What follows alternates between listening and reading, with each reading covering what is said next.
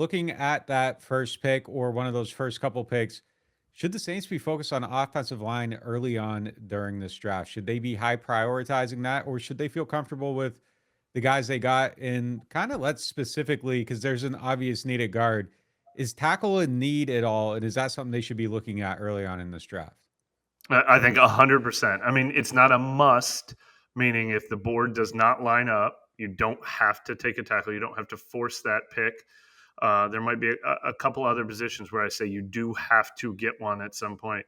But it's tied for first on my. I would take it with the ninth pick. I would take it with the 40th pick. I'm not sold on Trevor Penning, even though it was good that he finally had a somewhat productive season last year. I would love to use that ninth pick on a left tackle who is a bona fide left tackle. If Will Campbell had longer arms, if Menbu from Missouri, he's probably a right tackle prospect. But if there was like the left tackle sure thing in this draft, you could move Fuaga back to right tackle. I would love to do that at 9. I would do it again at 40. I actually think there's a lot of value at 40 in the offensive tackles in this year's draft. And maybe there is another one. We know they're probably not going to trade down. I mean, whether it's Kelvin Banks or Josh Connerly, or I would love it. I would love to have Fuaga and another tackle set the future of this offensive line. I feel like it would make the entire offense feel a lot more promising. It's absolutely on my list. Yeah, Penning's in the last year of that deal too. Yeah. People kind of forget that. It feels like he just got here. He's about to be out of here too quick. And I don't think you want to invest in him as your long-term answer at that position unless he has a tremendous season this year. But if it's just more of the same, I think you're looking to move on. And that's something that you can address now, or you could address it next year. It's not a immediate need right now. I think you can go into the season and be okay with the players you have. But if the opportunity presents itself to take one of these guys, and I'm fine with it at any spot. And I understand the feeling of all these picks on the offensive line. Oh my God, you got to go back there. You aren't drafting a wide receiver, a tight end, or a pass rusher. This is a disaster. I would get all that sentiment, but the situation you're in is the situation you're in, and turning your head to Yeah. it because we've already spent too much money on this, that doesn't fix the problem. It's a problem that's going to need to be fixed. So yeah, I'd be okay with it at 9. I'd be okay with it at 40. I think Banks is going to be gone to the Jets at 7. I think that's the thing nobody in the league's talking about right now. That's where I think he's going to end up. I think there's a high chance of him going there at that spot. I think everybody's sleeping on that guy, and I do think that there's a good chance he ends up being a New York Jet. But he's a very good player that I think we're going to hear his name continue to rise over these next couple of weeks.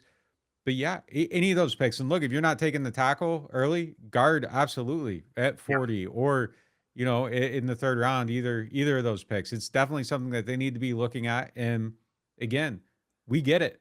A lot of investment in those positions should be set. Shouldn't even be able to have this conversation, but it isn't set, and you need to have the conversation. No, look, that's one of those fan talking points that I'm just not with. I get a lot of fan talking points I agree with. This is not one I agree with. I do not care that you missed on Peyton Turner and Isaiah Foskey and even Marcus Davenport at defensive end. I don't care that you did so with Andrus Peat and Cesar Ruiz and missed on Trevor Penning. Just because you missed on guys doesn't mean you eliminate that position from your future. This is the first time the Saints have picked in the top 9 since 2008. The top 9 is where you get the defensive ends and the left tackles that actually have 10-year all-pro careers. Like, this is where you got to get those guys. You don't want to be taking a project from Houston or University of Texas San Antonio or Northern Iowa. You want to be drafting the sure thing. This guy's an all-pro left tackle. This guy's an all-pro defensive end. I would be standing on this table right now. You'd only be able to see my legs in the camera, but I'd be standing on this table right now for a left tackle or a defensive end if I loved one at 9. Kelvin Banks is actually kind of interesting. If more analysts had convinced me he was a top 10 pick, he'd probably be my number 1 choice. I'm trying to convince myself on Will Campbell and Menbu, even though I don't think either one is 100% a left tackle. So love it, love it, love it. This is where you get those guys. Get them in the top 10, and they're cornerstones. It's for me, it's quarterback, defensive end, left tackle. That's what I want to be drafting when I have a top 10 pick. I don't agree with any of those fan talking points as far as on draft stuff. It's always you can't draft this because they missed out. Well, look, if you did that, nobody in the league would be able to draft anyone because everyone misses on on everything.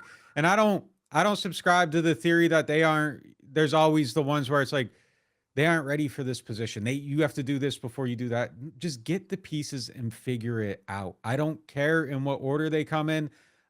There's always you can't draft a quarterback because the offensive line isn't there. You can't draft a quarterback because the receivers aren't there. You can't draft the receivers because you don't have the quarterback. You can't take a running back because you don't have the offensive line. You can't do that. And it's just get the players and then figure it out. Everybody's on a 5-year contract, basically. If you're in the first round, you have 5 years to figure it out around them. And if you can't figure it out around them, then you probably shouldn't be a general manager in the NFL. You take advantage of the opportunities you have, and you don't. Quarterbacks, especially one where I hate it when people are like, well, they can't take a quarterback because they can't draft quarterbacks. Quarterback's a position where you just keep drafting it, Yeah, and you just keep drafting it, and eventually you hit on one or you don't. But I don't believe in that opportunity cost stuff at all at that position. I think it's just something that you keep doing, and everybody misses on it. But yeah, I'm with you. I don't subscribe to any of that. You can't take a DM because they missed before. Well, guess what? They need to keep drafting defensive ends, and you have to hit on one. And you look at your process or whatever, and you change it. I think you have to learn from your misses. But yeah, absolutely. I don't agree with any of that stuff. I agree with getting talent in your building and making it work. And I think that's the best way to build your team. You take advantage of the opportunity that's in front of you. And I think that's just true in life in general. Things never happen how you plan it out. Things happen and you take advantage of it and then you adjust. And you just have to adjust to what's happening around you and take advantage of the opportunities that actually exist, and don't miss the opportunities because you're waiting for a perfect moment and a perfect plan. Because you know what happens while you're waiting to draft Ashton Genty? You might draft Trevor Penning first, and then you just never get to the part B of that. So get the thing that you know and go with it, and then figure it out after that. turn this into a genty conversation again, But man. I think it's true No, for I know. I'm everything. just kidding. I'm just kidding. I'm just kidding. But back to your point on guards. Look, yeah, I'd say a tackle or a guard is a must for me. Get someone on the offensive line with one of those, probably with one of the 4 picks in the first 3 rounds, but definitely with one of the 6 picks in the first 4 rounds. The guard value becomes really high in round 2. I actually think offensive line might be the best value in this year's draft with a round pick 40. I mentioned some of the tackles that might be there. I don't think Gray Zabel will fall, but since Gray Zabel and Tyler Booker and Donovan Jackson and a couple other guys are all in that late first, early second, there's a chance that one or two of them could fall to the range. And then I think we nailed it with our pick of Tate Ratledge in round 3 of our first mock draft that we did last week. Since we made that pick, I noticed I was looking at the RAS scores, the relative athletic scores, when they brought in Nick Emanwari, who had the perfect 10 RAS score last week for a visit. Tate Ratledge is like 8th on that list with a 9.96. This big mullet-wearing guard from Georgia has one of the best RASs in the draft. And then today, Matt Bowen from ESPN said he has the best play demeanor of anyone on the entire offensive line. A tenacious, nasty guy. I mean, he's not It's just falling the over. injury thing. Yeah, It's just the exactly. injury thing. That's the only thing with it. Look, that mock was a good example though of kind of the now versus the future. And drafting a tackle right now would feel like one of them picks where it's like, man, that doesn't address anything for 25, especially if you can't move one of these tackles to the inside that you have right Yeah, now.